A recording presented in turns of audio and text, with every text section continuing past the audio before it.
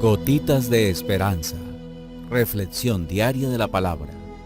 Alimentar el espíritu y animar nuestra confianza en Dios. Por Monseñor Marco Antonio Merchán Ladino, obispo de la diócesis de Neiva.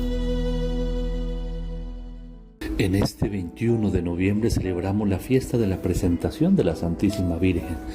Reciban todos un saludo muy especial.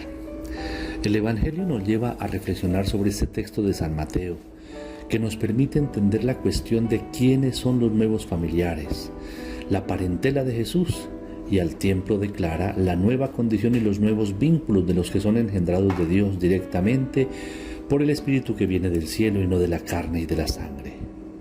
Al respecto recordaremos el diálogo entre Jesús y Nicodemo, en el que el maestro le decía: en verdad te digo, el que no nazca de lo alto no puede ver el reino de Dios.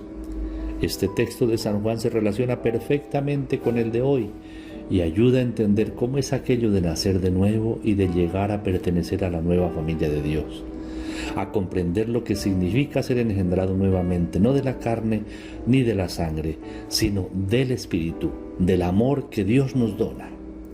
Es que en realidad nacemos de nuevo cuando sabemos que alguien nos ama tal y como somos.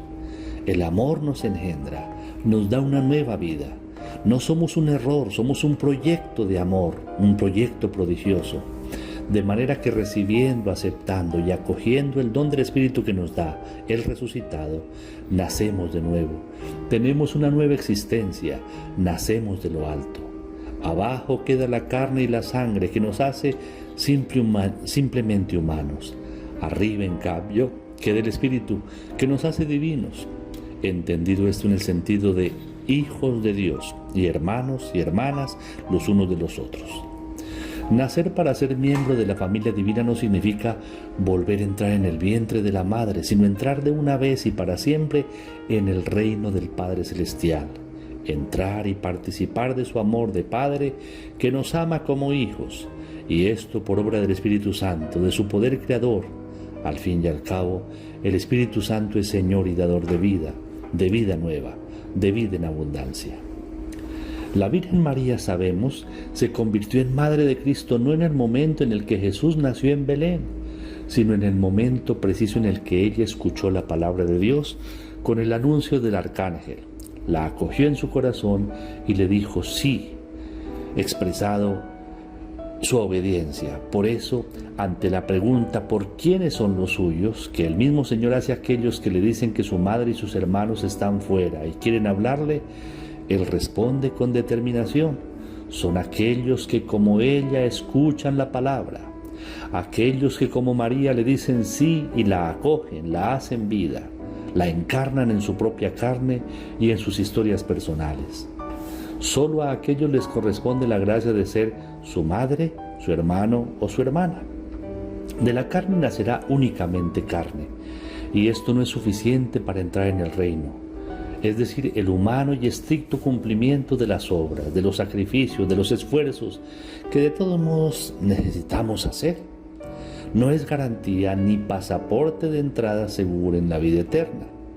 La entrada es siempre un don, un regalo del Espíritu de Dios, que debe ser pedido, buscado y acogido en la vida, haciendo de nosotros, además de buenos seres humanos, hijos de Dios y hermanos que vivimos del amor del Padre, que nos lleva no a cumplir por obligación la voluntad del Padre, por miedo a ser castigados, sino a ¿qué? A vivir el amor del Padre, a esparcirlo a los hermanos, con la alegría de saber que amamos en aquel que nos ha amado y que vive y reina por los siglos. Los fariseos y maestros de la ley se quedan esperando un signo. No abren los ojos para darse cuenta que no están ante un signo, sino ante la realidad misma, que es infinitamente mayor que un simple signo. Los discípulos, en cambio, escuchan la palabra, abren sus corazones a la comunión con Jesús, de la misma manera que lo hacemos con quienes son nuestros familiares según la carne. El Señor Jesús es la palabra, quien la recibe se convierte en hijo de Dios. Acoger la palabra y cumplirla, es decir, hacer la voluntad de Dios, es la condición que debe cumplir todo aquel que quiera ser hijo, que quiera pertenecer a la nueva familia del Señor. Con lo anterior, más que rebajar el estatus de nuestra Madre Santa, Lo que el Señor hace es poner de relieve la grandeza de ella, pues ella lo engendró según la carne, en el momento en el que se hizo su discípula, acogiendo la voluntad del Padre que está en los cielos. Aquí está la esclava del Señor, hágase en mí según tu palabra.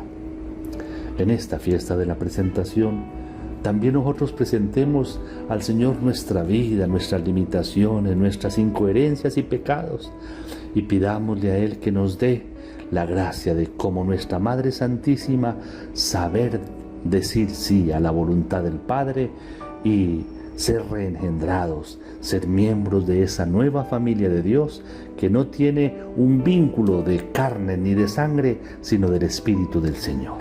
Recibamos la bendición, el Señor esté con ustedes. Y la bendición de Dios Todopoderoso, Padre, Hijo y Espíritu Santo, descienda sobre ustedes y los acompañe siempre.